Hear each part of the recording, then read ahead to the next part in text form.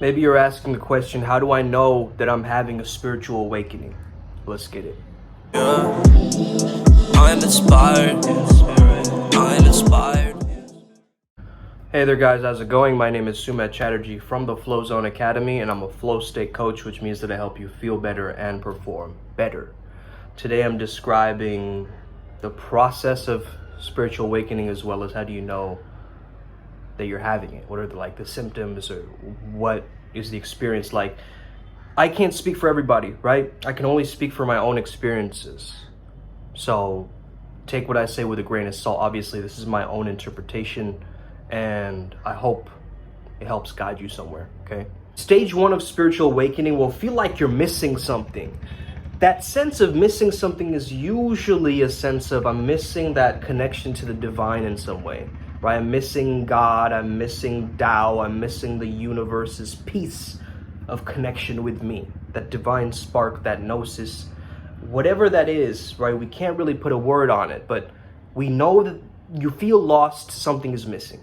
That's kind of stage one, baseline. You feel confused, you're lost, you're not really sure where you're going. That was me, okay?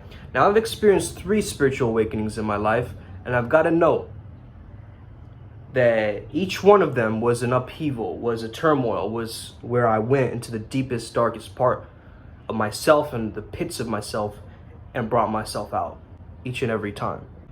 And you kind of start to question everything that you knew. You start to question yourself, you start to question your identity, you start to question your life. Like, what is really going on? Like, you start to go on a bit of a philosophical rabbit hole, okay? Like an existential rabbit hole, very slightly. The next stage is where you hit a very rough patch. Possibly it could be the lowest patch, okay? So it could be depression. So basically it's your soul recalibrating to everything. You know what they say, right? When you hit rock bottom, there's nowhere to go but up. So it's kind of a forced change. You're forcing yourself through this darkness, through this catabasis period. You're delving into your own darkness and being present there, setting up a throne in hell, essentially. Stage 3 of spiritual awakening is almost like a trying on new things for size. This was like the first time I experienced this was when I went to college, right? Where I started to dress differently, be different, speak in different ways, use my acting, use my sense of like embodying these different characters and, you know, exploring the depth and the edge of my persona and my personalities, right? College for me was kind of like being at Burning Man. I kind of felt like I could just be anybody because I was in Vermont of all places. It's super liberal, right? Everybody was just completely, it was like a hipster liberal arts college in the middle of nowhere, right? And so what I experienced there was this experimental social experiment, right? Like I made my life like a performance art piece. I would try on different clothes. I would try on, you know, talking to people different ways, flirting with girls in different ways, you know, talking to my friends in certain ways. I tried to create a collective or like a cult, I remember at one point, right? So it was very, very experimental, having fun, right? Around the point where I was writing this, right, I was actually planning this book out in college quite a bit, right? Because I started to notice that, hey, what if there were cameras all around me, okay? Now, first of all, it started in a very paranoid way. Like, what if people are watching me? But then that became actually my superpower, I noticed. That, wait, people are watching me. I need to be more conscious about how I'm appearing to others and not just how I'm appearing to myself. So there was this sense of compassion, egolessness, along with the ego construction process that I started to notice, right? So every process of transformation, there was this egolessness and an ego identifying back into itself. Once I understood that, that really got me to understand flow state as well, and starting to understand the science of happiness. Like, how can people actually have great lives and flourishing lives, right? Like, that's what really inspired me that time, because I was in that dark place. And of course, I wanted to research how to get myself out of this, right? I used to listen to so many subliminal messages, binaural beats. I was going through that process, but then it hit me suddenly, a moment of clarity in college, I remember. I'm walking out into this place called the End of the World. It was a sunlit day. I just felt this sense of comprehension, like everything suddenly made sense. Okay, it was like a Satori, you could say, a Satoru self. It's a realization of oneness. It's a realization of who am I? What is the universe? Who are they? Why is she like that? Why am I like that? What is going on? You start asking the bigger questions and you feel this sense of clarity all of a sudden. Earlier, you were lost and confused with all these questions and the philosophical drama of this. But eventually, you reach this moment of clarity where you're like, I get it. I am everything and nothing at the same time. I am that. I am that I am. Soham, right? I am Brahman. I recognized that in that moment. I was like, I am oneness. I'm connected with everyone and everything, right? I got to that moment in my mind. Kind of the spark of that Sakshi, which is basically the truest nature of the self, right? So Turia would be the greatest way to describe it, where you get more conscious of the observer, the Sakshi, and you start to be like, I am the witness, I am the observer, I'm the one watching everything, right? I wasn't just the watcher when I was that shy boy, I was still the watcher in my adult self as I grew up. And I got that. There was just a very brief, like a click, like a download moment, like a pop. Of course, there's many types of symptoms that you get alongside this process. So some people, so just thoughts keep coming and going, or like a buzzing in the ears. Hey, that could be tinnitus too, for all we know, right? A lot of people call them awakening or kundalini symptoms and things like that. I had some of that. I remember just like feeling shocks of electricity alongside my spine at random moments when I was like doing yoga or things like this, or just like a deep sense of cosmic silence internally, like I could hear the hum of the planet, things like this, you know, very, very trippy types of experiences. So I got to that Turia flow state. What are the rituals to help me sustain and cultivate this feeling of oneness that I just experienced, right? So it's almost like a planting the seed, like keeping it going, recognizing what is for you and what isn't, what are the rituals that are working, what doesn't work. And this is kind of, sometimes people may fall out of your life during this time, right? Because you've kind of reached such a clarity that you start to see through all the mirages and the illusions and things like this, right? Stage 6 would be a letting go or a release. This feels excruciating for a lot of people, but also incredibly freeing on the other side. Some kind of a catharsis, right? It's like some kind of a moment where it's just like, you let it all out at once, right? You either yell at the top of your voice, or you laugh suddenly, or you let it go with breath. This is very, very powerful release or a letting go of what does not belong. It might even be some kind of a physical, like just destroying of something, or getting rid of something, or leaving a relationship, or dropping a job, or like completely moving to a different country. It's like that moment of just like, let me get rid of this. This does not belong. This does not serve me anymore. Giving up a bad habit, all this kind of stuff, right? Can happen during that release pocket of your awakening.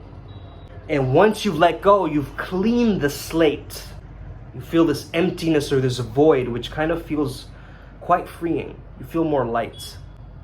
But then you understand that you now have that awareness to then the rituals and the routines that you've cultivated, to keep those going, keep yourself clean, and perhaps knowing that, hey, sometimes we might reach a bunch of conditioning that might fill into our minds again. So we might have to go through this journey multiple times to actually refine it and crystallize it, right? So that's how I got through it 3 times.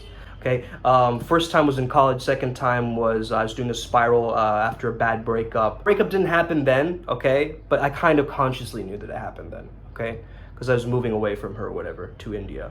And then the third time kind of happened quite recently, I believe is possibly last year, the year before that, where I went through a spiral process again with a practitioner, Catherine Rollins, and she took me through this process. By that time that ended, I experienced that similar process, and the spiral is a chakra clearing process. So again, from the spiral, I gained actually a lot of mastery over my own energetic system in my body, and I use a particular similar system to heal some of my clients to this day, because I recognize the power of it, okay? The final stage is basically a giving back or a transcendence. It's basically you become a servant of the cosmos. You become a person who values service, who values giving back, who starts to cherish more of the presence, And hey, you might have so much gunk piled on top of another. You might have even had a spiritual awakening and you don't even know that you've had one.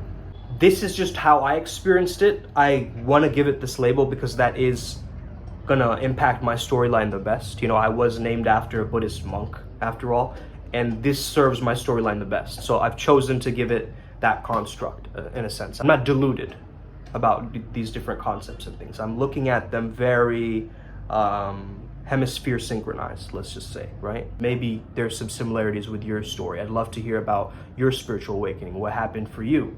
You know, how did you experience these moments?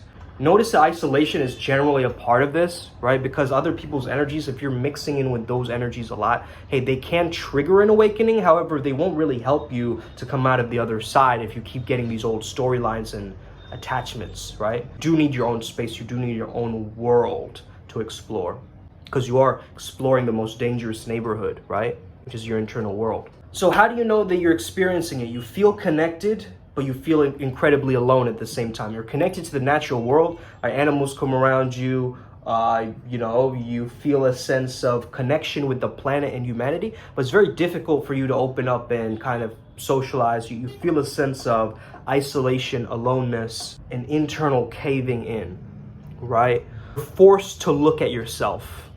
You're forced to look at your internal problems in a sense. It's like there's no other option here. And there's something higher pushing you towards this. That's what it kind of feels like, right? Next one is your senses get super heightened. It's like this incredible awareness where you can smell better, you can see better, you can hear better. So you have these intuitive gifts almost in a sense. I was highly, highly sensitive as a child, but then I had to kind of thicken my skin. And as I started to thicken my skin, I also lost some of my powers, but then again, I kind of integrated it later on in a sense, you see.